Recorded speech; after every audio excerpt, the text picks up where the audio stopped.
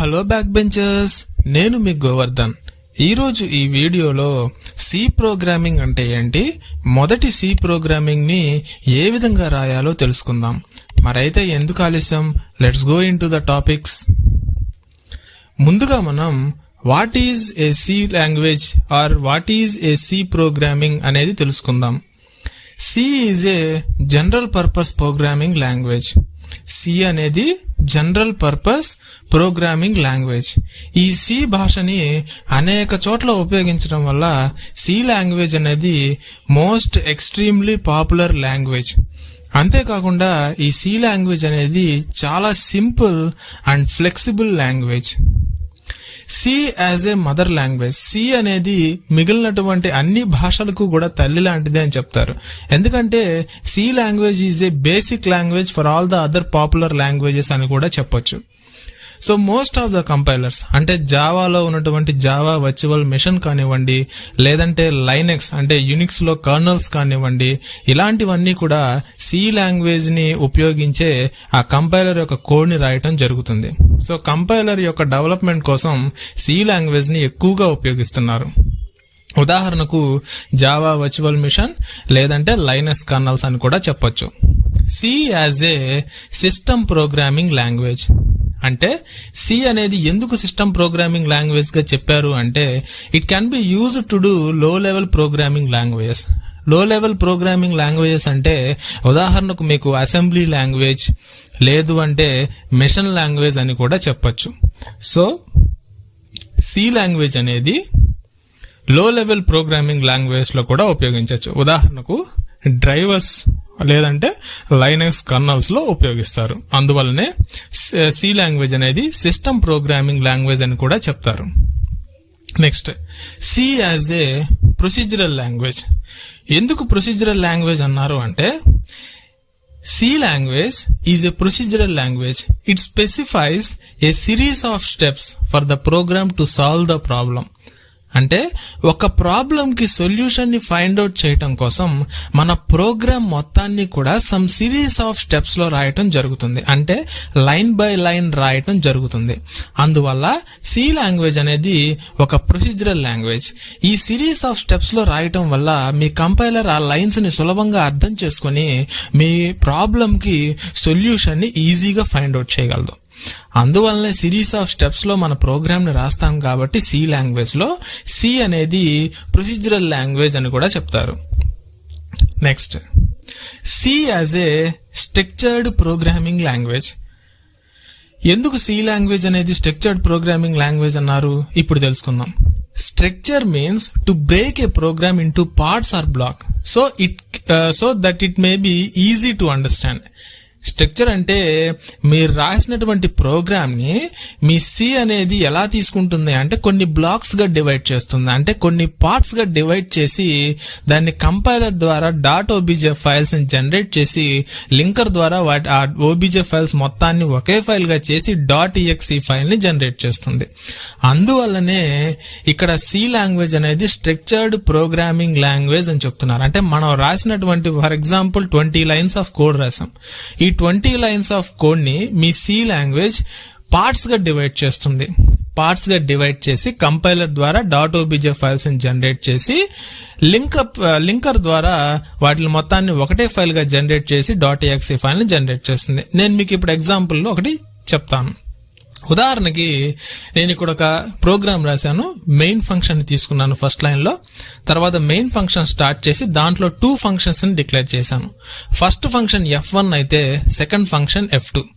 ఈ ప్రోగ్రామ్ ని నేను సి లాంగ్వేజ్ లో ఏ అనేటటువంటి పేరుతో .c అనేటటువంటి ఎక్స్టెన్షన్ తోటి సేవ్ చేశాను.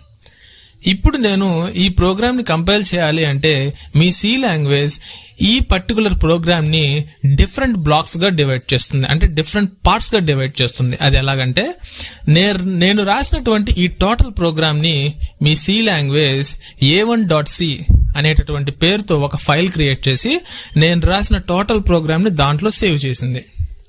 నెక్స్ట్, ఈ మెయిన్ ఫంక్షన్ లో ఉన్నటువంటి 2 ఫంక్షన్స్ F1, F2 ఏవైతే ఉన్నాయో వాటిని కూడా మళ్ళీ పార్ట్స్ గా డివైడ్ చేస్తుంది. మీ సి కంపైలర్ అనేది F1 ఫంక్షన్ ని సపరేట్ చేసి దాన్ని a2.c అనేటటువంటి ఒక ఫైల్ ని క్రియేట్ చేసి దాంట్లో ఈ ఫంక్షన్ ని స్టోర్ చేసింది.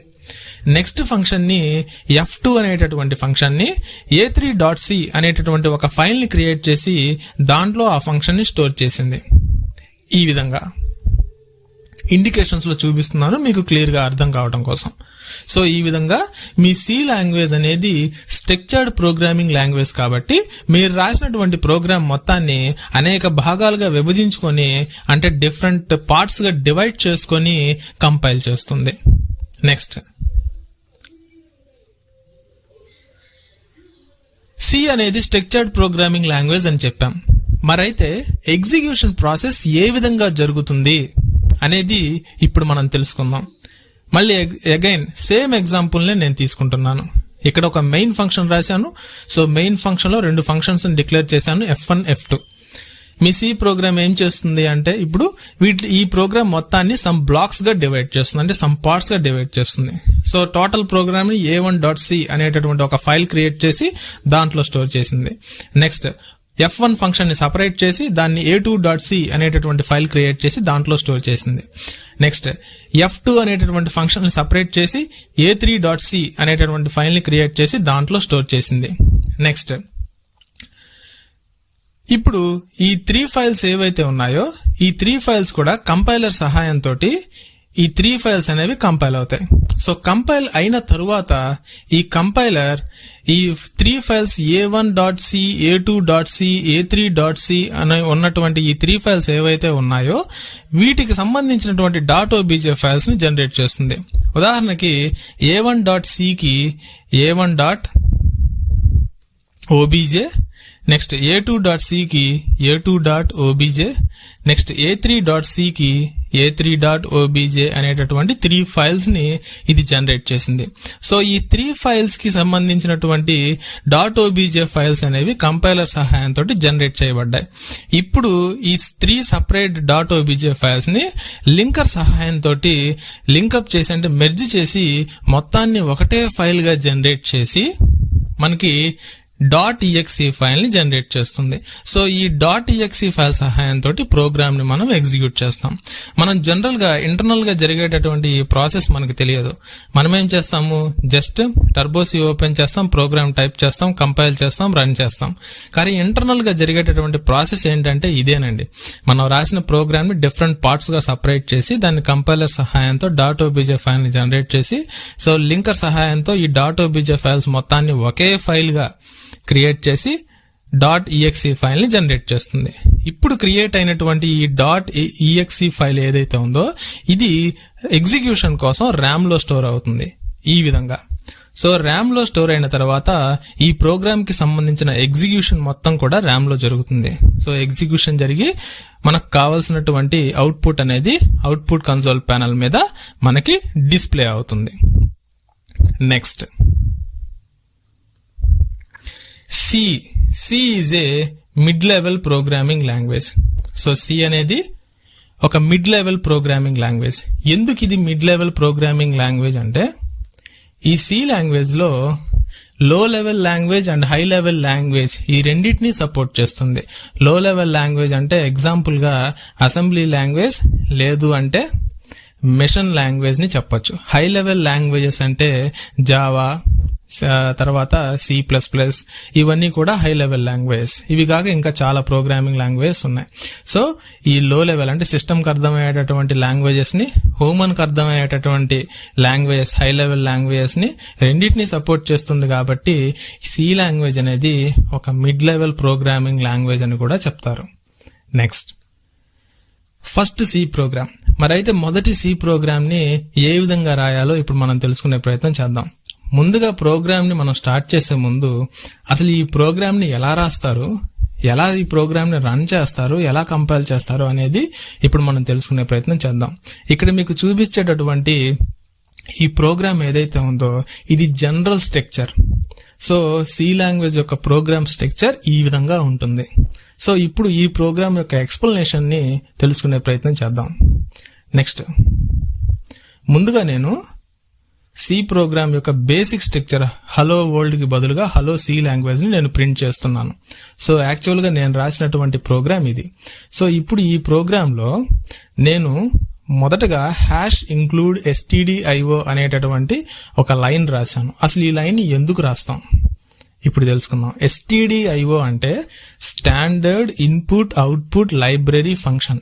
ఇది ఒక లైబ్రరీ ఫంక్షన్. ఇందులో కొన్ని ఫంక్షన్స్ ఉంటాయి. సో ఇన్పుట్ కి సంబంధించినటువంటి ఫంక్షన్స్, అవుట్పుట్ కి సంబంధించినటువంటి ఫంక్షన్స్ మొత్తం కూడా ఈ stdio.h అనేటటువంటి లైబ్రరీ ఫంక్షన్ లో ఉంటాయి. .h అంటే హెడర్ ఫైల్ అని కూడా చెప్పొచ్చు దీన్ని. అందువల్ల stdio.h అనేది standard input output library function అంటారు. సో ఈ లైబ్రరీ ఫంక్షన్ లో మనకు printf, scanf ఇవన్నీ కూడా ఈ stdio.h అనేటటువంటి లైబ్రరీ ఫంక్షన్ లోనే ఉంటాయి. సో అందువల్ల ఈ లైబ్రరీ stdio.h మనం ప్రతి ప్రోగ్రామ్ లోనూ ఖచ్చితంగా రాయాల్సి ఉంటుంది. నెక్స్ట్, ఈ printf అనేటటువంటి స్టేట్మెంట్ ఏదైతే ఉందో, లేదా ఈ printf అనేటటువంటి ఈ మెథడ్ ఏదైతే ఉందో, ఇది మనకి #include stdio.h అనేటటువంటి ఈ లైబ్రరీ ఫంక్షన్ లో ఉండటం ద్వారా మనం ఖచ్చితంగా ఆ లైబ్రరీ ఫంక్షన్ ని డిక్లేర్ చేయాలి. ఉదాహరణకు మీకు రియల్ టైమ్ ఎగ్జాంపుల్ చెప్పాలి అంటే stdio.h అనేటటువంటి ఈ లైబ్రరీ ఫంక్షన్ సూట్ కేస్ అయితే, ఈ సూట్ కేస్ లో ఉన్నటువంటి ఫంక్షన్ printf ఫంక్షన్. సో ఈ printf ఫంక్షన్ యూజ్ చేసి ఒక లైన్ ఆఫ్ స్టేట్మెంట్ ని అవుట్పుట్ స్క్రీన్ మీద ప్రింట్ చేయొచ్చు. అందుకోసం ఈ printf ఫంక్షన్ ని మనం ఉపయోగించాలి అంటే ఖచ్చితంగా దాని యొక్క లైబ్రరీ ఫైల్ అయినటువంటి stdio.h అనేటటువంటి లైబ్రరీ ఫంక్షన్ ని ఖచ్చితంగా డిక్లేర్ చేయాలి. Next, The printf function is defined in stdio.h. మరి printf ఫంక్షన్ ఎక్కడ ఉంటుంది అంటే stdio.h అనేటటువంటి ఈ లైబ్రరీ ఫంక్షన్ లో ఉంటుంది. అందువల్లనే ప్రతి ప్రోగ్రామ్ లోనూ ఖచ్చితంగా మీరు #include stdio.h అనేటటువంటి ఈ లైన్ ని మీరు ఖచ్చితంగా రాయాల్సి ఉంటుంది. Next, main method. So every C program must start with main method.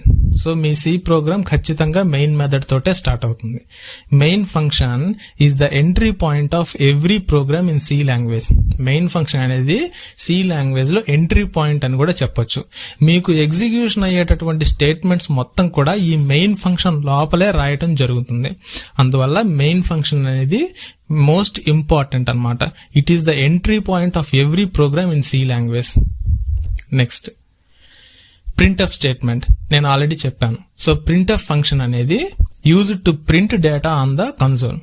So ఈ ప్రోగ్రామ్ లో నేను ఒక డేటాని ప్రింట్ చేస్తున్నాను. అదేంటంటే హలో సి లాంగ్వేజ్ అనేటటువంటి ఈ డేటాని అవుట్పుట్ స్క్రీన్ మీద ప్రింట్ చేయడం కోసం నేను printf అనేటటువంటి ఈ స్టేట్మెంట్ ని యూజ్ చేస్తున్నాను. ఈ printf స్టేట్మెంట్ ఎక్కడ అవైలబిలిటీలో ఉంటుంది అంటే #include stdio.h అనేటటువంటి లైబ్రరీ ఫంక్షన్ లో స్టోర్ అయి ఉంటుంది. అందువల్ల ఈ లైబ్రరీ ఫంక్షన్ మనం ఈ ప్రోగ్రామ్ లో ఖచ్చితంగా రాయాలి. Next, return 0. సో ఎందుకు రాస్తాం ఈ రిటర్న్ 0 అంటే return 0 returns execution status to the OS. So program ని ఎగ్జిక్యూట్ అయిన తర్వాత ఒక వాల్యూని రిటర్న్ చేయడం కోసం ఈ రిటర్న్ 0 అనేటటువంటి ఈ యొక్క లైన్ ని మనం ప్రోగ్రామ్ ఎండింగ్ లో రాయటం జరుగుతుంది. సో 0 అని గనక రాస్తే సక్సెస్ఫుల్ ఎగ్జిక్యూషన్ అవుతుంది అని చెప్పి మీనింగ్ వస్తుంది. సో రిటర్న్ 1 అని కనుక రాసాము అంటే అన్సక్సెస్ఫుల్ ఎగ్జిక్యూషన్. సో ఇది ఎగ్జిక్యూషన్ సరిగా అవ్వదు అని వస్తుంది. సో రిటర్న్ 0 అంటే ఒక వాల్యూని రిటర్న్ చేస్తుంది. కాబట్టి నేను ఇక్కడ మెయిన్ మెథడ్ లో పక్కనే డేటా టైప్ అయినటువంటి INT అని రాశాను. సో డేటా టైప్స్ గురించి మనం నెక్స్ట్ వీడియోస్ లో క్లియర్ గా తెలుసుకుందాం. ప్రస్తుతానికి బేసిక్ తెలుసుకోండి, స్ట్రక్చర్ ఆఫ్ సి ప్రోగ్రామ్ తెలుసుకోండి చాలు. సో రిటర్న్ 0 అని ఎందుకు రాసాము అంటే it returns some value. So it returns execution status to the OS. OS లో ఎగ్జిక్యూషన్ స్టేటస్ ని రిటర్న్ చేస్తుంది. అందుకని రిటర్న్ 0 అని రాసాం. 0 వాల్యూని కనుక ఇస్తే సక్సెస్ఫుల్ ఎగ్జిక్యూషన్ అవుతుంది అని అర్థం. రిటర్న్ 1 అని కనుక ఇచ్చినట్లయితే అన్సక్సెస్ఫుల్ ఎగ్జిక్యూషన్ అవుతుంది అని అర్థం. సో ఇప్పుడు అర్థమైంది కదా రిటర్న్ 0ని ఏ విధంగా రాస్తాము మనం అనేది. నెక్స్ట్, ఇప్పుడు ఈ ప్రోగ్రామ్ ని ప్రాక్టికల్ వేలో ఎగ్జిక్యూషన్ చేసి చూపిస్తాను. అప్పుడు మీకు సులభంగా అర్థమవుతుంది. నెక్స్ట్, నేను ఈ ప్రోగ్రామ్ ని ఎగ్జిక్యూషన్ చేయడం కోసం ఇక్కడ నేను ఆన్లైన్ కంపైలర్ ని ఉపయోగిస్తున్నాను. సో ఆన్లైన్ కంపైలర్ ద్వారానే నేను ఈ ట్యుటోరియల్స్ మొత్తం కూడా ప్రోగ్రామ్స్ అన్ని దీంట్లోనే ఎగ్జిక్యూట్ చేస్తాను. నెక్స్ట్, ఫస్ట్ నేను మీకు చూపించినటువంటి స్ట్రక్చర్ ప్రోగ్రామ్ ఏదైతే ఉందో సి లాంగ్వేజ్ బేసిక్ ప్రోగ్రామ్, దాన్ని నేను ఇప్పుడు ఎగ్జిక్యూట్ చేయడానికి ప్రయత్నిస్తాను. ఫస్ట్ లైన్ ఏంటి? #include stdio stdio.h అన్నాను. సో ఈ stdio.h అనేది ఎందుకు యూజ్ చేస్తాం? ఇది ఒక library function. So library function లో ఏంటిది? లైబ్రరీ ఫంక్షన్ అంటే ఇది స్టాండర్డ్ ఇన్పుట్ అవుట్పుట్ అన్నమాట.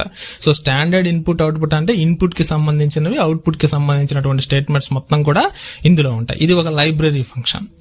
నెక్స్ట్ మరి అయితే ఇప్పుడు ఏం చేయాలి? సో మెయిన్ మెథడ్ ని స్టార్ట్ చేస్తున్నాను. మెయిన్, సో బ్రేసెస్ ని స్టార్ట్ చేశాను, బ్రేసెస్ ని ఎండ్ చేశాను. నెక్స్ట్ బ్రేసెస్ ని స్టార్ట్ చేశాను. ఇప్పుడు ఈ మెయిన్ మెథడ్ లో నేను కొన్ని స్టేట్మెంట్స్ ని పాస్ చేస్తున్నాను. అదేంటి అంటే ప్రింట్ ఎఫ్ అనేటటువంటి ఒక స్టేట్మెంట్ ని రాశాను. ఈ ప్రింట్ ఎఫ్ స్టేట్మెంట్ లో డబుల్ కొటేషన్స్ లో నేను ఒక వాల్యూని అవుట్పుట్ కన్సోల్ ప్యానల్ మీద నేను ప్రింట్ చేయాలి. దానికోసం నేనేం చేస్తున్నాను అంటే జనరల్ గా ఇప్పుడు నేను ఈ లైన్ ఆఫ్ టెక్స్ట్ ని నేను మీకు ఇందాక చూపించినటువంటి ఎగ్జాంపుల్ కాకుండా మన ఛానల్ నేమ్ ఇస్తున్నాను. Lectures by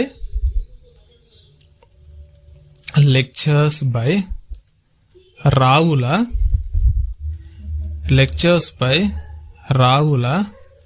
Govardhan. Lectures by Ravula Govardhan అని నా ఛానల్ నేమ్ ఇచ్చాను. ఇప్పుడు దీంట్లో సెమీకోలన్ అనేది ఈ ప్రింట్ఎఫ్ స్టేట్మెంట్ ఎండ్ అయిన తర్వాత ఇచ్చాను. ఎందుకు ఇచ్చాను అంటే every statement in C language must ends with semicolon తోటి ప్రతి స్టేట్మెంట్ కూడా సి లాంగ్వేజ్ లో ఎండ్ అవుతుంది. నెక్స్ట్ ఇది కామెంట్స్ లో ఇస్తున్నాను చూడండి. ఈ మెయిన్ మెథడ్ అనేది ఇది main method. So every C program must start with main method. Next printf statement. So printf statement ఎందుకు యూజ్ చేస్తాం? To print something on output console. To print something on output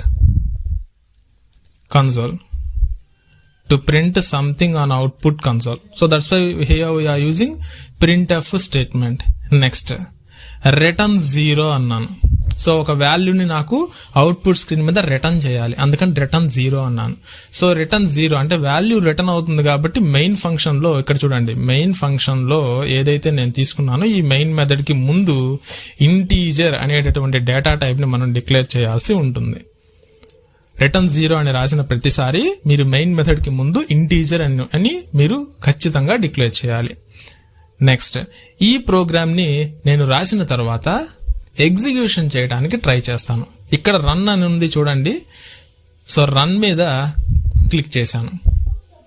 click చేసినప్పుడు నా programme అనేది compilation జరిగి output అనేది print అవుతుంది. చూడండి ఇక్కడ లెక్చర్స్ బై రావుల గోవర్ధన్ అని మన ఛానల్ యొక్క పేరు ప్రింట్ అయింది. సో ప్రింట్ఎఫ్ స్టేట్మెంట్ లో నేను అదేనా ఇచ్చింది, లెక్చర్స్ బై రావుల గోవర్ధన్ అని ఇచ్చాను. సో నాకు అవుట్పుట్ కన్సోల్ మీద కూడా లెక్చర్స్ బై రావుల గోవర్ధన్ అనే ప్రింట్ అయింది. అవును కదా?